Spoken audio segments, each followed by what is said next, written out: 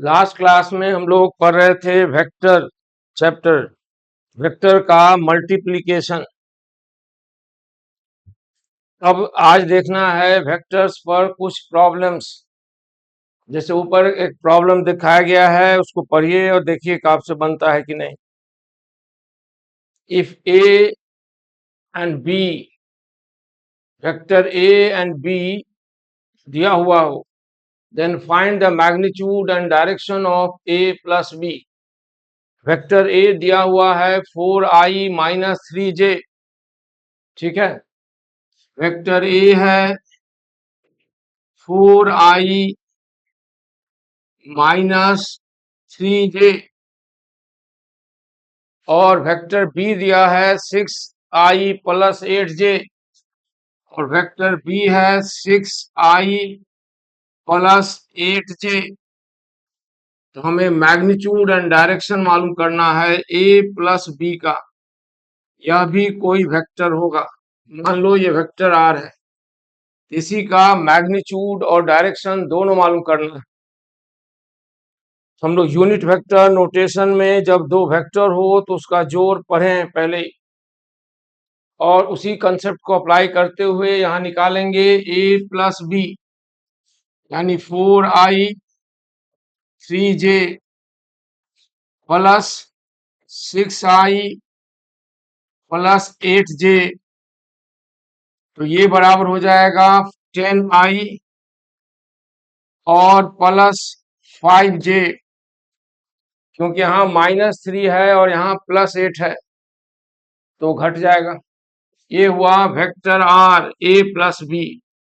अब इसका x component i का जो कोफिशिएंट होता है सो होता है x कंपोनेंट, तो वो हुआ +10 और ry j का जो कोफिशिएंट होगा वो +5। अब इनका मैग्नीट्यूड निकालना है, तो √rx का स्क्वायर प्लस ry का स्क्वायर, जो बराबर हो जाएगा 100 प्लस 25, यानी ये होगा √125, यानी ये बराबर होगा 5√5। ये हुआ वेक्टर ए और बी को जोड़ने से जो वेक्टर बना उसका मैग्नीट्यूड। और अगर हम डायरेक्शन निकालें तो direction with x axis ry divided by rx, तो ry is +5 and rx is +10, इसलिए ये बराबर हो गया +1 बाई +2। यहाँ P भी पॉजिटिव है और B भी पॉजिटिव है, यानी एंगल जो है वो फर्स्ट क्वाड्रेंट में होगा और फाई एंगल बनेगा फर्स्ट क्वाड्रेंट में, जिसका tan फाई बराबर होगा 1/2।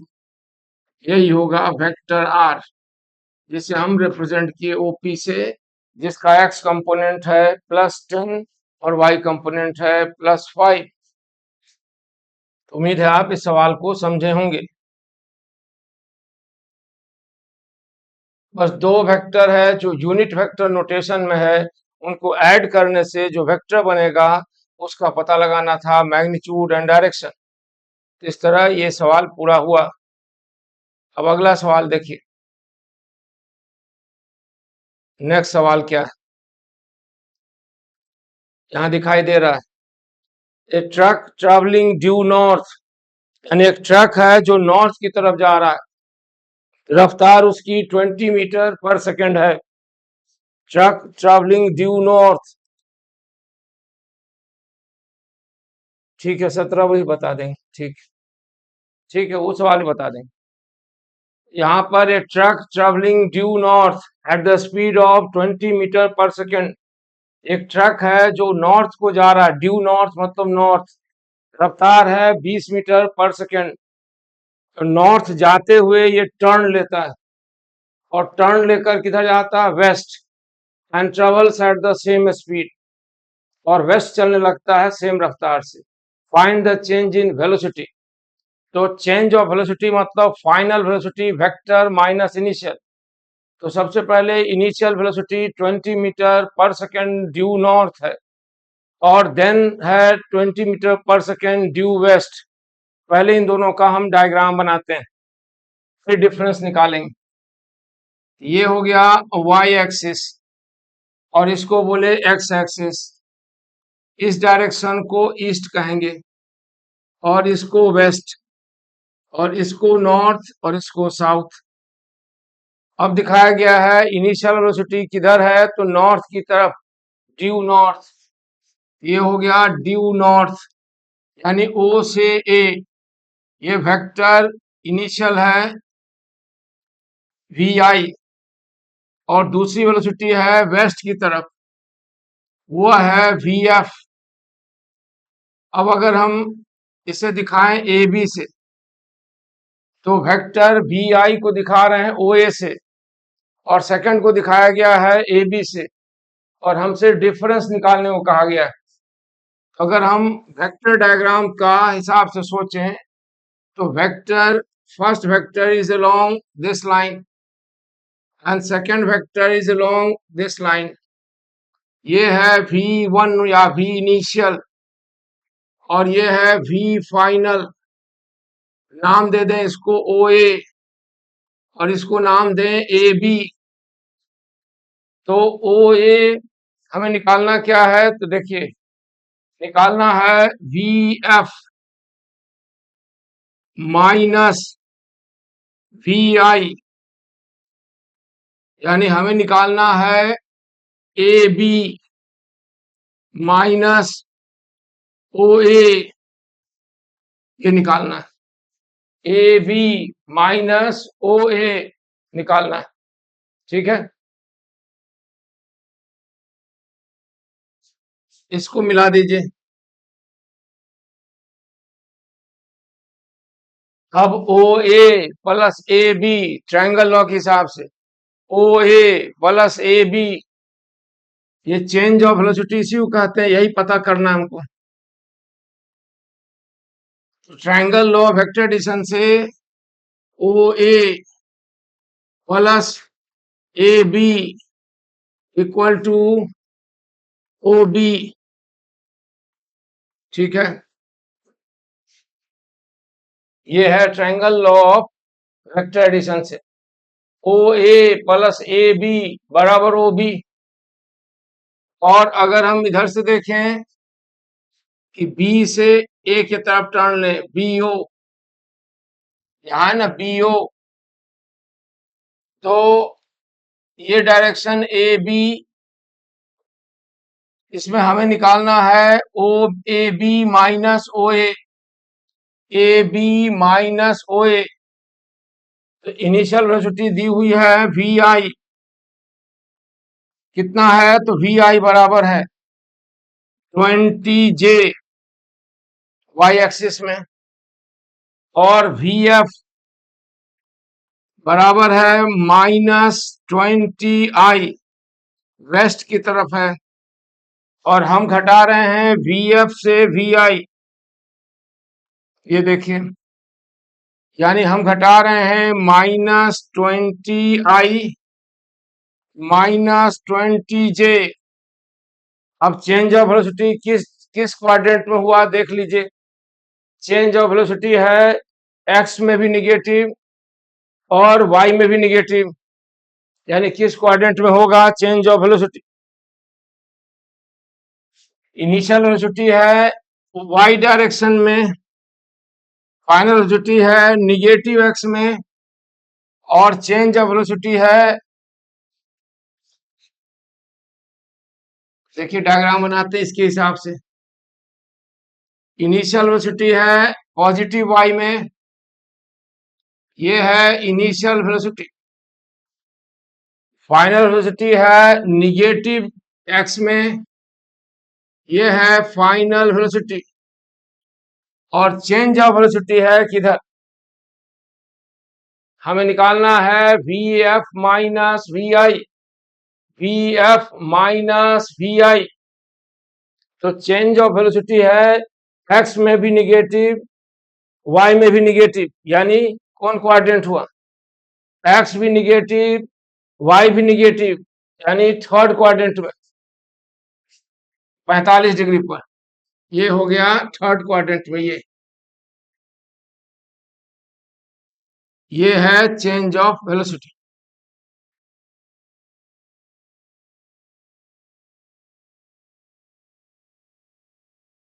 देखिए कैसे बना, ये समझिए। वी एफ माइनस वी आई, ये हुआ ए बी, और ये हुआ बी ओ। तो बी ओ वेक्टर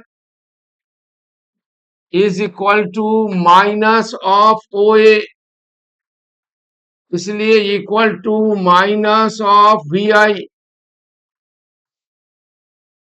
अब ट्रायंगल में लिखा सकता है A B plus B O one बराबर हो जाएगा ए ओ वन, और A B equal to V F, और B O one equal to minus V I, और ये हो गया A O one, that is change in velocity. इस तरह हम लोग ट्रायंगल डायग्राम से भी दिखा पाए, और यूनिट वेक्टर नोटेशन में भी, ट्रायंगल डायग्राम में भी और यूनिट वेक्टर नोटेशन में भी। ये ऊपर जो सवाल है उसका हो सकता है आप ना समझे हो। सवाल है, पहले जा रहा है कोई 20 मीटर पर सेकंड से नॉर्थ को, अब जाने लगा वेस्ट में, तो चेंज ऑफ वेलोसिटी का डायरेक्शन और मैग्नीट्यूड दिखावे। यूनिट वेक्टर नोटेशन के हिसाब से इनिशियल वेलोसिटी है नॉर्थ में, हमने लिखा इनिशियल वेलोसिटी बराबर प्लस 20 जे। फाइनल वेलोसिटी है वेस्ट में, तो लिखते हैं minus 20 I. Change of velocity होती है फाइनल माइनस इनिशियल, इसलिए हो गया 20 आई माइनस 20 जे। तो चेंज ऑफ वेलोसिटी के दोनों कंपोनेंट निगेटिव हो गए, एक्स भी और वाई भी, यानी थर्ड क्वाड्रेंट में आ गया। इसी से हम लोग निकाल दिए यहाँ ए बी, ये हो गया फाइनल वेलोसिटी, और बी ओ वन ये हुआ इनिशियल वेलोसिटी का उल्ट, माइनस ऑफ वी आई, और तब ये हो गया ए ओ वन, यही हुआ डेल्टा वी। ये डायग्राम हो गया, ये मैग्नीट्यूड हो गया। ठीक है, वो सब सवाल बताएंगे आज। अब अगला सवाल देखिए, एक बार सवाल को भी पढ़िए, अपने से देखिए बनता है या नहीं बनता है। सवाल है, if sum of two unit vector is unit vector then find the magnitude of difference. Sum is equal to unit vector, यानी एक यूनिट वेक्टर ए हो दूसरा बी हो, उनका समेशन लेने से, उनका जोड़ लेने से जो आता है वह भी यूनिट वेक्टर है। तो बताओ उनका घटाव क्या होगा। If first is unit vector, second is unit vector, दोनों को जोड़े तो आया सो भी यूनिट वेक्टर, तो अगर हम घटाएं तो क्या आएगा। तो दिया हुआ है जोड़ में रिजल्ट क्या आता है, तो यूनिट वेक्टर आता है। फर्स्ट वेक्टर भी यूनिट वेक्टर है और सेकंड भी यूनिट वेक्टर है। वो एक्स वाई जेड में हो जरूरी नहीं, किसी भी डायरेक्शन में है, लेकिन उसका मैग्नीट्यूड 1 है और डायरेक्शन प्री डिटरमाइंड है। तो सवाल जैसा पढ़े हैं उस हिसाब से दो वेक्टर हम अपनी पसंद से मान लेते हैं।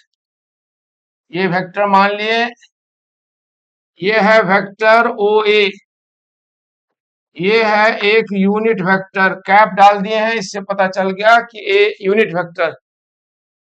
और दूसरा वेक्टर माने हैं ये ओ बी, ये भी एक यूनिट वेक्टर, इसके ऊपर भी कैप, और दोनों के बीच का एंगल अभी नहीं मालूम है, लेकिन एक चीज मालूम है कि इन दोनों को जोड़ते हैं तो जो आता है वह भी यूनिट वेक्टर है।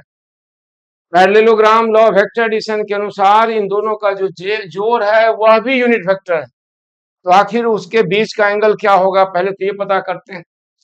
यानी इन्होंने कहा कि वेक्टर ए का plus vector B unit vector is vector C and it is also unit vector.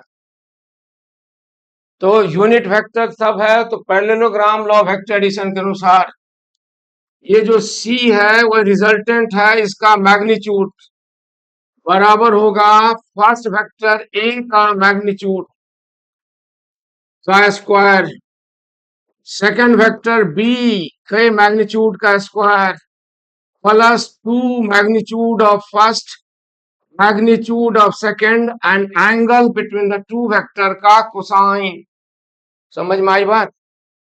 यहाँ दो वेक्टर हैं, एक है ए दूसरा बी, एक है ए और दूसरा बी। तो ये सी का मैग्नीट्यूड 1 हो गया और अंडर रूट जो है फर्स्ट मैग्नीट्यूड भी 1, सेकंड भी 1 और 2 cos थीटा। सवाल के अनुसार there are two vector both are unit vector, when they are added the result is also unit vector, what may be the angle between the two, तो पता लगाना ही है। उसके बाद ये भी पता लगाना है कि उनका सम तो यूनिट वेक्टर है, उनका डिफरेंस क्या होगा। तो उसके लिए हम पहले एंगल पता लगा रहे हैं, स्क्वायर करके अंडर रूट हटाएंगे तो यहाँ पर आ जाएगा 2 plus 2 cos theta equal to 1। अब ये बराबर हो जाएगा 2 cos थीटा इक्वल टू -1। इसका मतलब cos theta equal to minus half, तो इसका मतलब हुआ theta is 120 degree. Angle between vector A and vector B, जबकि दिया हुआ है ए और बी दोनों ही यूनिट वेक्टर है, तो उनके बीच का एंगल 120 डिग्री होगा। माइनस हाफ का मतलब cos थीटा बराबर माइनस हाफ का मतलब 120। यानी क्वेश्चन को एक बार ठीक से देखिए, वहां दिया है कि there are two unit vector, their sum is also unit vector, तो फिर उनका बीच का एंगल क्या होगा, तो 120 होगा। क्या हम डायग्राम ठीक से बनाते हैं 120 करते हुए, मानते हुए। तो यहाँ पर सब गड़बड़ हो रहा है, ये देखिए, ये फर्स्ट वेक्टर मान लिया जाए ए है, ठीक है, और सेकंड वेक्टर उसके साथ 120 का एंगल बनाता है। मैग्नीट्यूड में दोनों बराबर ही बता रहा है, ये है ए और ये है बी, और बताया गया है कि इनका रिजल्ट जो आता है वह भी कितना आ रहा है, तो वह भी उतना ही के बराबर, समझे? इनका रिजल्ट भी उतना ही के बराबर, सी, वो भी यूनिट वेक्टर, इनके बीच का एंगल है 120 डिग्री, ये बात पता चल गई। अब आगे सवाल है कि फाइंड देयर डिफरेंस। सम तो मालूम हो गया, तो डिफरेंस क्या होगा? डिफरेंस मतलब ए प्लस बी तो मालूम है, ए माइनस बी क्या होगा? चलिए ए माइनस बी निकालते हैं। तो vector A minus vector B, ये मान लेते हैं डी आ रहा है। डी यूनिट वेक्टर है या नहीं है, ये हमको नहीं मालूम, वो हम पता लगाएंगे। तो डी जो आ रहा है उसका मैग्नीट्यूड बराबर होगा पैरेललोग्राम लॉ वेक्टर एडिशन से ए माइनस बी का जो फॉर्मूला आया वो आता है फर्स्ट वेक्टर का मैग्नीट्यूड का स्क्वायर, सेकंड वेक्टर के मैग्नीट्यूड का square minus magnitude of first and magnitude of second and cos theta that is 120 degree. इनके बीच का एंगल 120 डिग्री है। अब इसको सॉल्व किया जाए तो आ जाएगा 1 प्लस 1 माइनस 2 cos 120 डिग्री, और cos 120 होगा माइनस हाफ, तो हाफ कट गया तो माइनस माइनस प्लस, यानी इनका आंसर होगा √3। तो वेक्टर ए और बी के एड जो यूनिट वेक्टर है उनका सब्सट्रैक्शन √3 के बराबर होगा अगर उनका समेशन एक यूनिट वेक्टर आता है तो।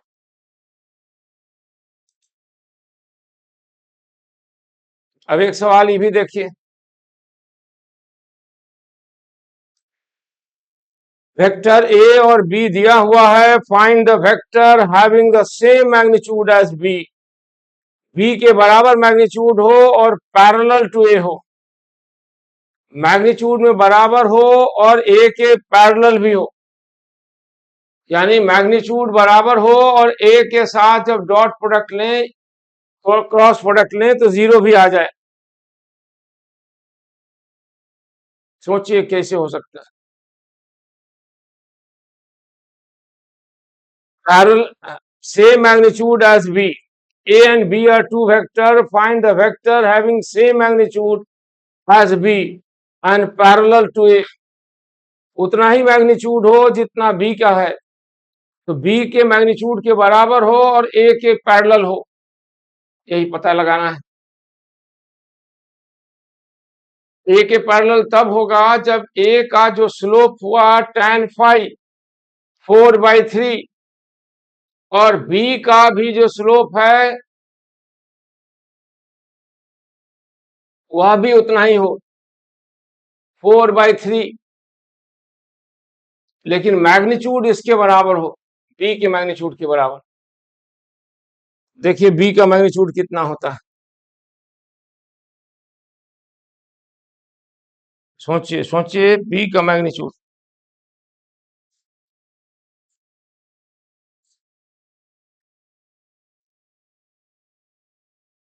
सवाल देखिए और सोचिए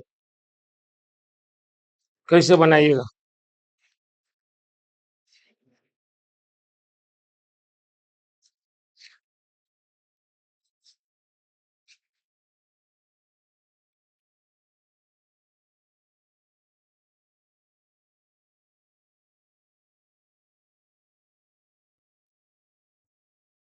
जितना मैग्नीट्यूड बी का है उतना ही मैग्नीट्यूड उसका भी हो।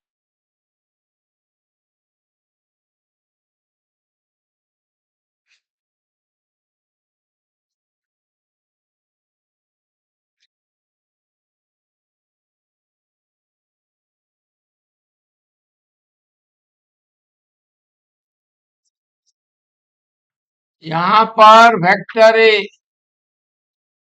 दिया हुआ है 3i + 4j, 3i + 4j और वेक्टर बी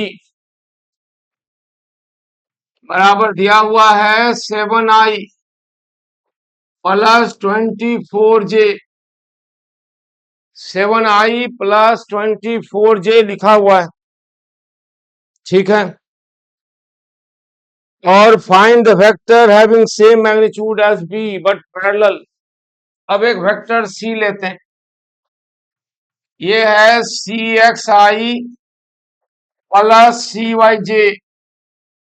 बताया गया है कि सी और ए पैरेलल है as per the problem, problem जो दिया हुआ उसके आधार पर AC is parallel to A and magnitude of C is equal to magnitude of B। तो पैरेलल होने का मतलब है tan phi यानी CY/CX equal to 4/3। Vector C के A के पैरेलल होने का अर्थ है उनका स्लोप बराबर, और A का स्लोप है 4/3, और मैग्नीट्यूड इक्वल होने का मतलब है, इसका मतलब √CX का स्क्वायर CY का स्क्वायर इक्वल टू, यहां देखिए 7 का स्क्वायर + 24 का स्क्वायर, ये मतलब निकलता है। वेक्टर सी जो अननोन है उसका मैग्नीट्यूड बी के बराबर होने का मतलब CX स्क्वायर + CY स्क्वायर बराबर 7 स्क्वायर + 24 स्क्वायर, और वेक्टर सी के ए के साथ पैरेलल होने का मतलब CY/CX इज 4/3। अब हमारे पास दो इक्वेशन आ चुका है in terms of CX and in terms of CY। दो इक्वेशन नजर आ रहा है इन टर्म्स ऑफ CX और इन टर्म्स ऑफ CY। एक इक्वेशन है C Y by C X equal to 4/3, C Y by C X equal to 4/3। इससे पता चल गया कि सी वाई बराबर है 4/3 सी एक्स। ये जानकारी है।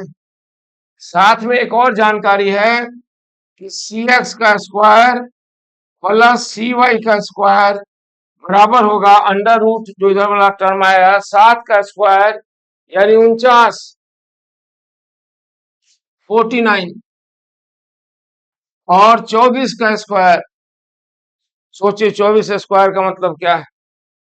24 गुना 24, 25 गुना 25, 625। तो 24 गुना 24 कितना, आप बताइए?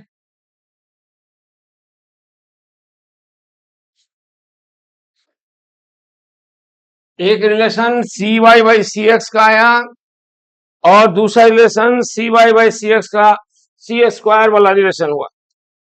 ठीक है। तो जल्दी से सोचिए कितना होगा।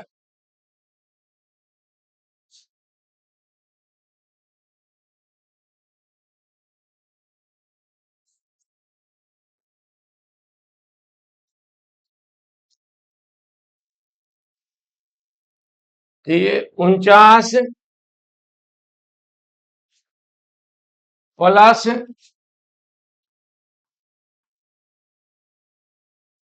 6 है। देखिए ये कितना आ गया, 6 9 15, 1 7 8 12, ये हो गया 625। अब आप सेकेंड इक्वेशन में सी वाई की जगह पर सी एक्स रखिए और सी एक्स और सी वाई निकाल लीजिए। ठीक है, बन जाएगा। ठीक है, 576 हुआ तो यहाँ उसमें 49 जोड़ दिए तो 625 हो गया। अब यहां से आप सी वाई का वैल्यू इसमें रखेंगे, तो रख देते हैं।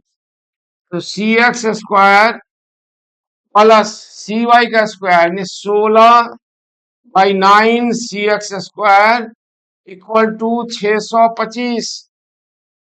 अब कॉमन ले लिए सी एक्स स्क्वायर, यहाँ आ जाएगा कितना, 16 में 9, ऊपर 25, नीचे 9, 625।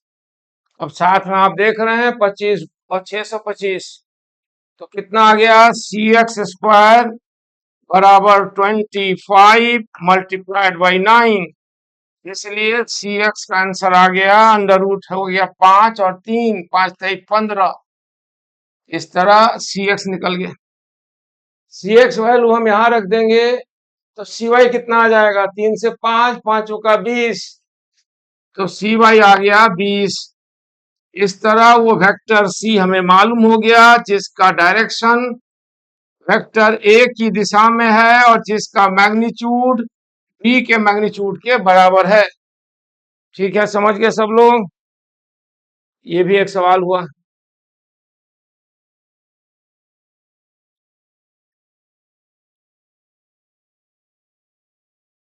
सवाल और भी है, अगले दिन देख लेते हैं। फिर किताब वाला प्रॉब्लम आपका देख लेते हैं जो आप बोले हैं 17 का। ठीक है, वो भी बनाना जरूरी है।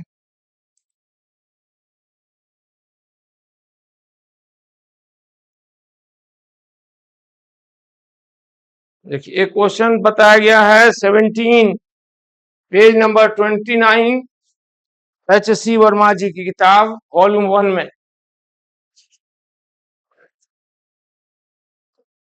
Page number 29, H C Verma ji किताब में 17। किताब सामने रखिएगा,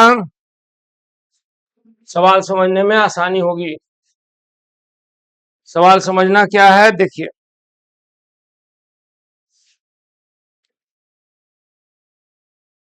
particle moves on a given straight line. Particle कहां चल रहा है, दिए गए स्ट्रेट लाइन में। किस तरह से? विथ कांस्टेंट स्पीड, यानी दो बातें तय हो गई, एक उसका डायरेक्शन और एक उसकी वेलोसिटी का मैग्नीट्यूड। यानी there is a particle moving on a given straight line, यानी डायरेक्शन भी तय हो गया, with constant speed v metre per second, और साथ में दिया हुआ there is another point O located somewhere. ये हो गया स्ट्रेट लाइन जिस पर पार्टिकल चल रहा है। किसी समय पार्टिकल मान लो यहाँ है, v वेलोसिटी से चल रही है, ये कहाँ है? तो ये ए पर है, और यहां से कुछ दूरी पर एक पॉइंट ओ है जिसकी दूरी डी है। आपसे प्रूव करना है कि ओ ए क्रॉस भी, और फिर यही पार्टिकल जब यहां पहुंच जाएगा कांस्टेंट स्पीड से, तो उस समय यहां से मिलाइएगा तो ओ बी डिस्टेंस को हम r1 मानेंगे, और इस r1 के साथ वेलोसिटी एंगल बना रहा है θ1। तब हमें प्रूव करना है कि ओ बी क्रॉस भी वही होगा जो ओ ए क्रॉस भी है। अब फिर जब पार्टिकल यहां पहुंच जाएगा और उस वक्त चल रहा होगा v स्पीड से, और डायरेक्शन में फर्क पड़ा θ2, फिर प्रूव करना है कि ओ सी क्रॉस भी वही होगा, उसमें भी फर्क नहीं पड़ेगा। इसके लिए पहला टर्म हम प्रूव करते हैं, ओ ए क्रॉस भी ये बराबर हो गया डी वी साइन -90 गुना यूनिट वेक्टर, क्लॉकवाइज सेंस में है ना, ओ ए क्रॉस भी ये क्लॉकवाइज सेंस में, इसीलिए आ गया -vd और यूनिट वेक्टर एन। अब सेम कंसेप्ट अप्लाई करें बी पर, तो ओ बी क्रॉस भी की बार लिखा जाएगा r1v साइन -θ1। अब जरा ट्रायंगल ओ बी ए को पहचानिए, यहां आ गया -v r1 साइन θ1। अब ट्रायंगल ओ बी ए को देखिए, ट्रायंगल ओ बी ए पहचानिए, देखिए ओ किधर है, बी कहाँ है और ए कहाँ है। ट्रायंगल ओ बी ए, इस ट्रायंगल में अगर हम साइन θ1 लें जो कि इस एंगल के बराबर है, ट्रायंगल ओ बी ए में साइन θ1 लेते हैं तो आ जाता है d/r1। इससे साबित हो रहा है कि d equal to r1 sign θ1, और इसलिए हम एक बार फिर लिख सकते हैं -vd। तो फिर से साबित हो गया कि पार्टिकल ए पर हो या बी पर हो, अगर उसकी वेलोसिटी कांस्टेंट है, डायरेक्शन कांस्टेंट है, तो O D cross R B, O B cross B, O C cross B सब एक ही रहेगा, कोई अंतर नहीं पड़ेगा। यानी ओ ए क्रॉस बी बराबर ओ बी क्रॉस बी बराबर ओ सी क्रॉस भी, सब एक ही होगा, उसमें कोई अंतर नहीं पड़ेगा। ठीक है, ये सवाल हो गया 17।